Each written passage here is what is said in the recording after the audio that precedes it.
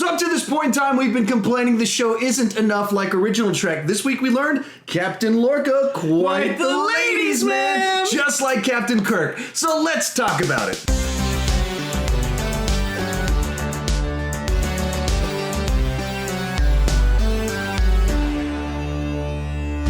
Hi, I'm Shawn Chandler, and this is my sister. I'm Tisha. And so, what was your general impressions of Episode 6 of Star Trek Discovery? Well, ignoring it as a Star Trek show, it's fun, brainless science fiction that if you don't think too much is fun. Yeah, I don't tend to like when shows kind of do too much of the dream, trippy, metaphoric dealings. That's not typically my kind of thing, so I didn't like that side to it. But I liked a lot of the stuff with the Lorca, the general premise of it, a rescue mission. I thought there was some stuff in that worked, and giving us a lot of all of our characters, we got a little bit more about them and depth to them. So on that point of, if you can just turn off the Star Trek side of things and just watch it as some sci-fi, there's a lot of things in this one to enjoy. So with that said, before we dive into it, walk through the plot, the goods and the bads, all that fun stuff, be sure to put your thoughts down below in the comment section. We do read that. We do interact with it. It's pretty simple rules. If you're rude, disrespectful, homophobic, racist, start calling out cuss words directly at people, I'm just going to delete it. This week I had to delete several comments because some people just got nasty. We can strongly disagree. We can passionately disagree, but we can't be nasty to one another. When we do want to hear your thoughts, do want to have some lively discussion down below. Also know, as we do this, we're going to walk through some of the key plot points of it. Then we're going to talk about our goods and the bads of it. And then we're going to get into kind of the conspiracy theories and predictions for where things are going. The Section 31's Mirror Universe. All that fun stuff. All the fun stuff. Who might be a surprise Klingon. Where we think things are headed. That's the overview of what this review is going to look like. With that said, so our main plot points of it, we've got Sarek is bombed by terrorist Vulcans. Yeah, and so we terrorist Vulcans bomb Sarek. That's the A storyline. Michael has to rescue him. B storyline is Captain Lorca and the Admiral's interactions. We get a bit more about interactions, you say? Interactions. Ooh. Apparently, they have their own code. Yes. You know, unlike in college rooms, dorms, everywhere where there's a code about something hanging on a doorknob. No, their code is, I took off my insignia and put it on the table. That's their code. Wink, wink. That's the... in this world, how that works. All right, so let's walk through our main storyline of Sarek's on this mission, and then guy blows himself up, so we have to go on a rescue. So Michael's sent in with our new Ash Tyler, head of security, another side plot in there, and in order to find him, they do Vulcan Katra Matrix, mind meld Matrix, where she has to keep going. Nice touch with the key points lining up with how the Vulcan mind meld would. And so then she has to go in and in Matrix mode actually get into a martial arts fight with Sarek to overcome a psychological difference they're having or understanding to find out where he's at in the episode. And like I said, that sort of stuff, I don't tend to like when stories do those types of things. And two, kind of, I mentioned this last week's episode, this is now the third week in a row where someone's over there and we have to use science mumbo jumbo to get over there to rescue them. So it was the spore drive the last 2 weeks. This week it's a hybrid Vulcan mind meld technology to track someone down. But, I mean, that is a classic Trek storyline, but not 3 weeks in a row. 3 weeks in a row. Same exact storyline. That is a weakness. But. And do very different versions of it where there's a colony, POW, ship destroyed, but the story structure is it's the same structure, same way to plug in plot devices and subplots. But as for that's the current trend, though. You know, we have the same formula for every movie. That is true. So they're just following the current blockbuster movie trend. It is true in that sense. Along those same lines, it did give us some good opportunities in our main storyline to kind of understand the dynamics of Sarek with now he's got two sons and a daughter apparently. Yes. But so we get a little bit more of the dynamics of how exactly it looked like, and some of it kind of interesting, tying into the Spock and his kind of change in direction. There's some nice little Easter eggs, little nuggets, but we'll save that for the bad. Yeah. So yeah, well, if you've watched any of our previous episodes, we have a lot of thoughts on the canon side of things and put up some videos where I went into detail on some of my thoughts on the direction they've gone with some of that. If you want to check those out, we'll try and hold that off till later. But inside of that, you know, kind of getting a better idea of why Michael is the way Michael is. I think there's a lot of... It gave us some interesting little character points. And it sets up kind of where the plot of this episode ends and where we're going in the future episodes. So let's go to our B storyline, because that's the Admiral's kind of the key piece in that. With Lorca, one of the notes I wrote down on this in my goods, it's Lorca awesome. I feel like every other episode they write Lorca as this guy that I really like. Yes. That's just he's this guy that you know he's a jerk, he breaks the rules in certain senses, but you still like him, and he's gonna get stuff done, and he knows how to He's gonna work make with it people. awesome. Yes. Work with people / manipulate people into getting what he wants. And even kind of the big twist in this episode being that, you know, save Sarek. Who cares about saving Sarek? I just wanted to make sure that you were happy. Like stuff like, I like you. You're on my team. yeah, stuff like that just makes me go, yeah, I like this guy. Security guy. You don't bring her back. You don't come back at all. It just says stuff like that. Like, and the one says, you go, I mean, if this was Federation, I'd be like, what? But because it's this other, I mean, it is Federation. If it was classic Trek in that set, I'd be like, what is going on? But in this other world, whatever this show in this pretend universe that's not Star Trek, I go, I like this guy. I love that. He's fun. He's not Star Trek, but. And that's somewhat where this plot line with him and the Admiral goes of... He's like the polar opposite of Picard. I mean, you're talking about Picard being the stable, wise guy that follows the rules, thinks diplomatically. Lorca is the very clearly unbalanced, very broken, manipulative liar that you like. Yes.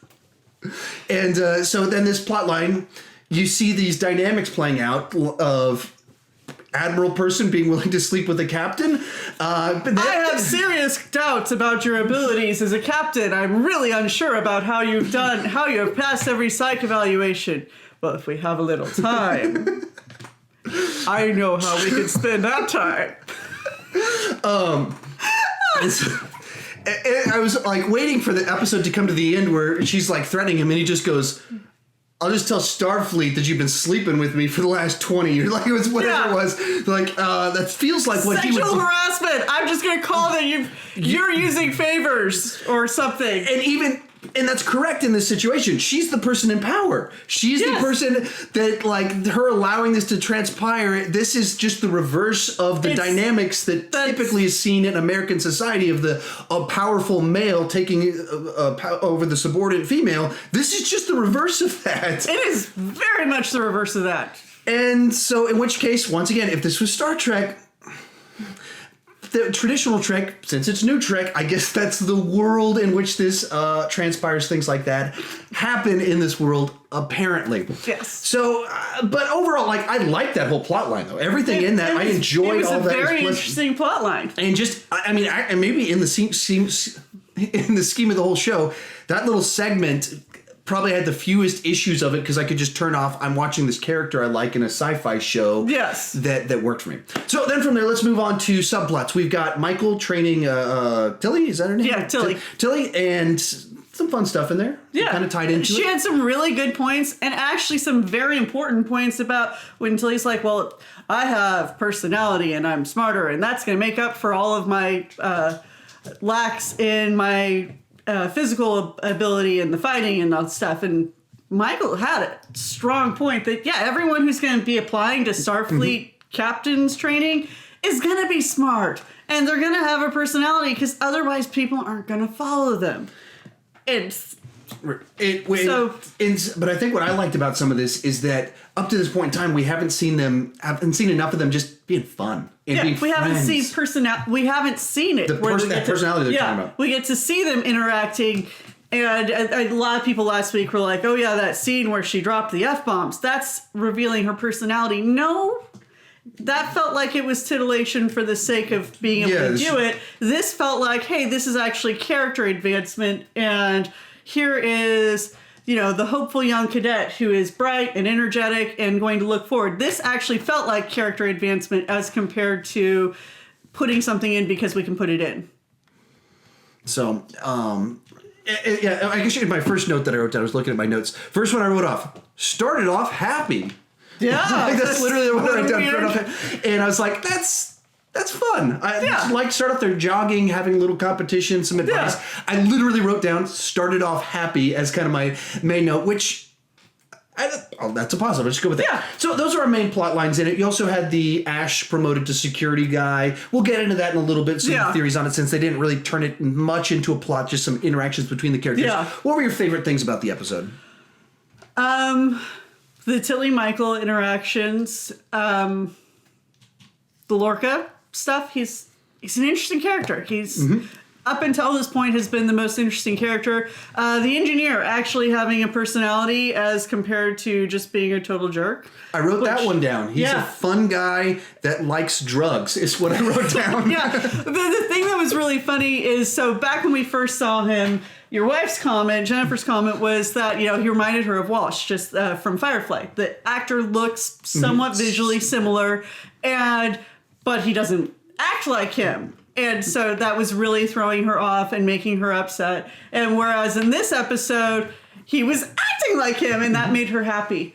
And it was also at the same time a little weird to see a complete 180 on his character. And so we were joking that it's all because, now he has the spore drive thing in him. Well, I think that last episode implied something changed about him. And I think the captain said that. That's when he walked in. It was an actual plot point that something's going on in his brain. Yeah. Drugs.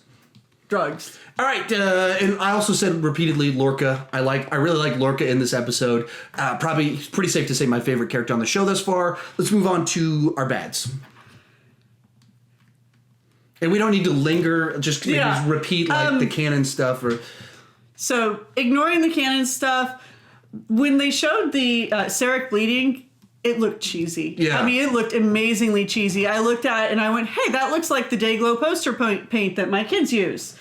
Which is not a good sign, because they, even in the original series, which is 50 years ago, their technology, the Vulcan blood didn't look that bad. So that just was kind of weird. And it is a negative to the show that the way that they point out that, here's inconsistencies, is they have a person outside of the crew come in and say, we have some serious doubts about the fact that you brought this mutineer on as your character, as a crew member, and that you have taken this guy who was a POW last week and made him into your chief of security.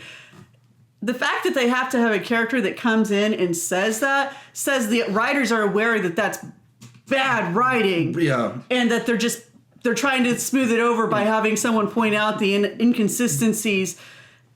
And in and of itself, it's kind of cheating. It's like, we know we're stretching plausibility by, in the span of just, these 4 episodes, we've got Michael, a mutineer's brought on board. We're torturing creatures. We're breaking violations. We brought POW and made him the head of security.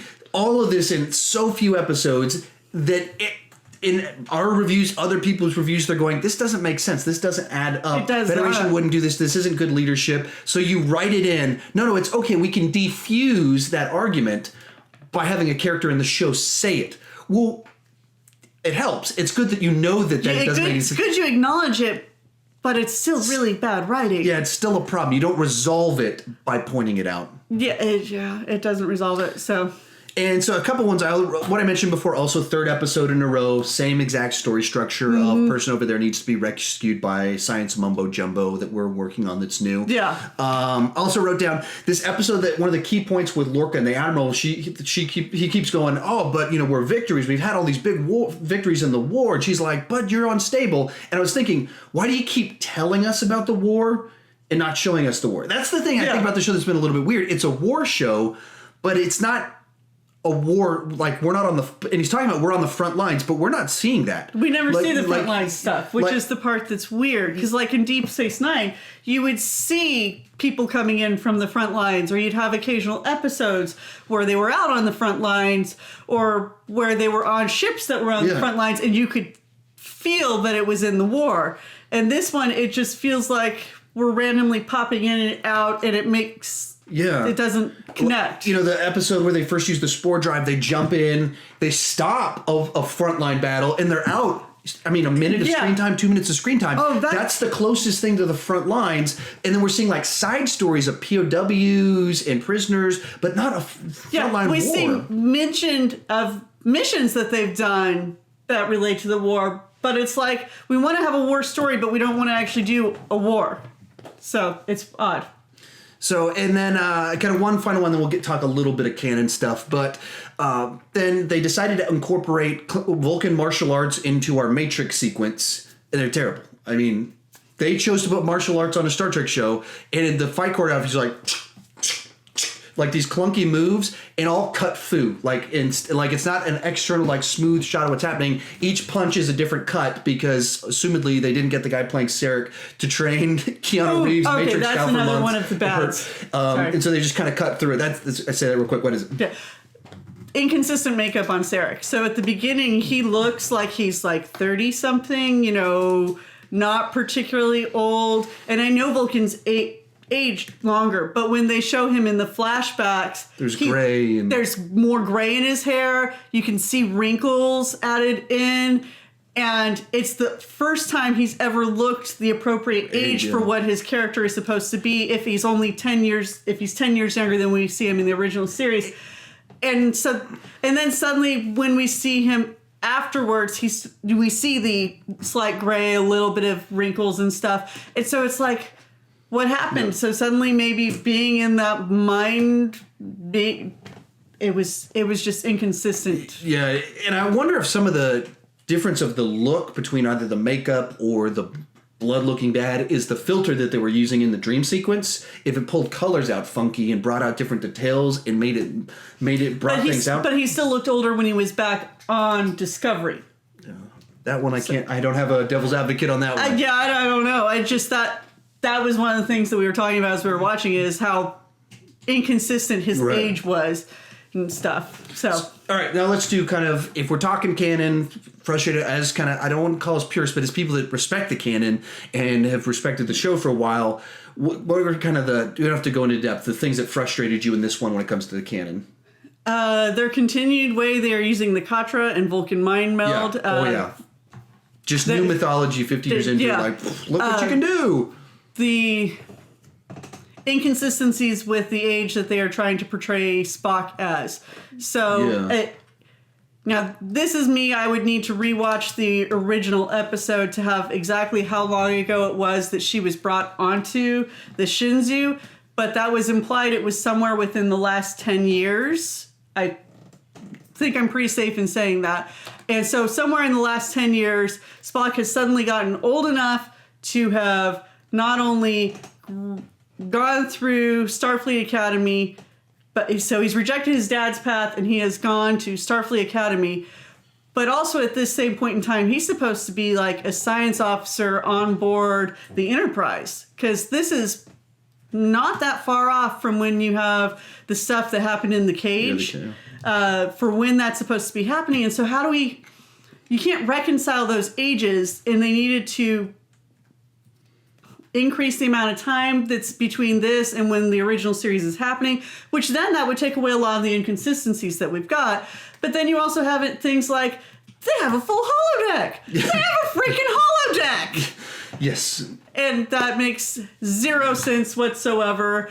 I also think that if I was in that mess hall, I would hate to have the computer telling me every single meal. You made a good nutritional choice.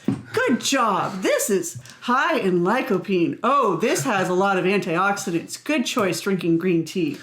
I would hit the computer. That's also probably why I wouldn't be on Starfleet. So to the Michael Spock timeline issue stuff, I think just in general, the obvious problem of if they're this intertwined, the history of it, and we haven't heard of them, that's ridiculous. Yeah. And so I've heard people say, yeah, what about Star Trek V? Cybok. We didn't know about Cybok. Right. Your point of reference to make the point that Michael's okay is to reference what is universally agreed upon as terrible Star Trek. And like the fact that they did it with Cybok, that's one of the things about it that you're like, this is ridiculous. Everyone was like, it's ridiculous. And that's the foundation of the show. They made some attempts at retconning it if you read some of the other stuff to explain it. but it's still, I mean, it's kind of like, so Shawn and I have a half brother from our dad's first marriage that we didn't know about for the first portion of our life until one year he needed to come move in with us over the summer. And that was the first time. Yeah, surprise, you have an older brother who's 10 years older than you, or 13 in your case. And it's 15. Oh, 50. He's okay. 51 now. Okay, that shows you how good I am at math about my brother's age and my older brother's age. But either way, he just suddenly shows up in our life.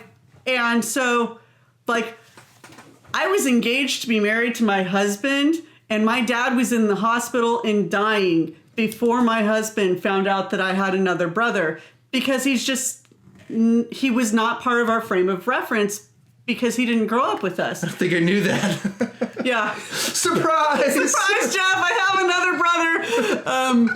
And Chad actually ended up being the one who walked me down the aisle. But, that's so funny. Such a dark story, too, that we're laughing about it.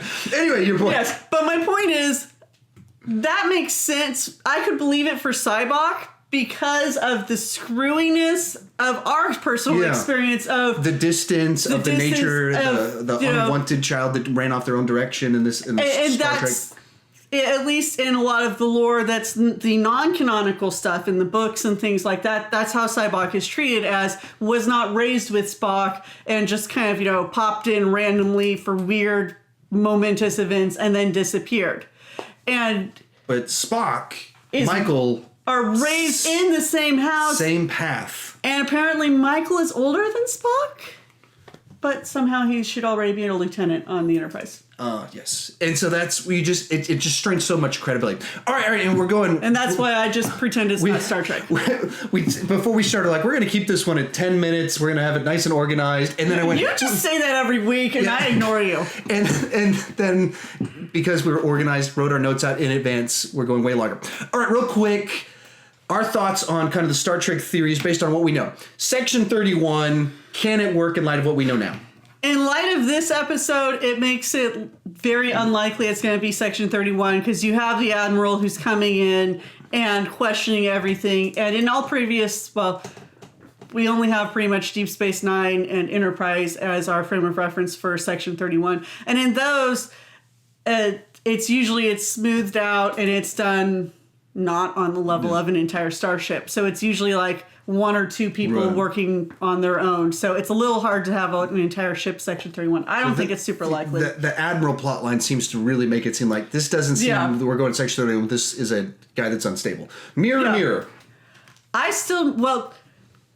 If you go with the Enterprise, you see the entire back plot line of the mirror, and we don't have the correct history for it to be mirror, but we also don't have the correct history for it to be normal continuity. So I guess I can't, but I still maintain it can't be mirror because they are wearing way too much clothing. That's true. And as a general rule, the crew is not violent enough for it to be mirror, because in every single mirror episode, you have constant assassinations and like just random, I'm just going to hit you because I'm mad at you. So it's not violent enough, and there is way too much clothing worn for it to be mirror. And our final one, Ash Tyler is actually a Klingon spy. This one, they actually hinted at that. They played a lot more into it. I think it's going to be a red herring.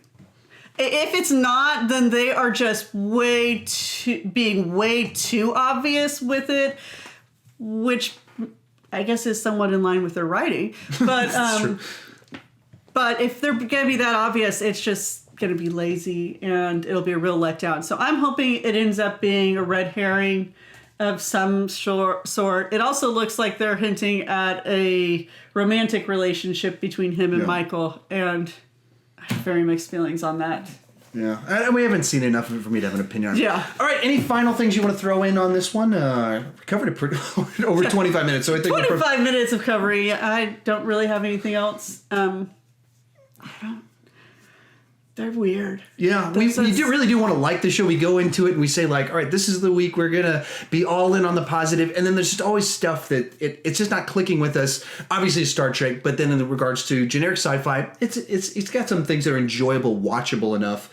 And then some things that are quirky about it too. Yeah, it's not internally consistent to be even Right. even as a brand new sci-fi show, it's not internally consistent enough to stand up on its own, and so it's just odd. Yep. And this is someone who reads and watches a lot of sci-fi and a lot of very intricate shows.